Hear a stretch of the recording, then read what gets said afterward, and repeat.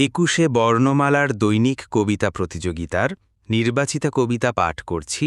কবিতা জীবনলীলা, কবি সুজাতা চৌধুরী।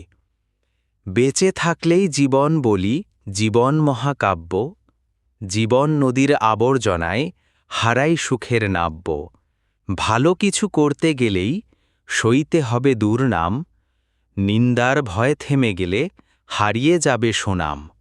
মন্দ ভালোর মহামন্ত্রে জীবনলীলা চলে। ভালো কাজেই হাজার নিন্দা অসৎ লোকের জলে। পাছে লোকে বলবে কিছু, এমন কতই লাজ। নিন্দা মন্দ সইতে পারলেই হবে মহৎ কাজ।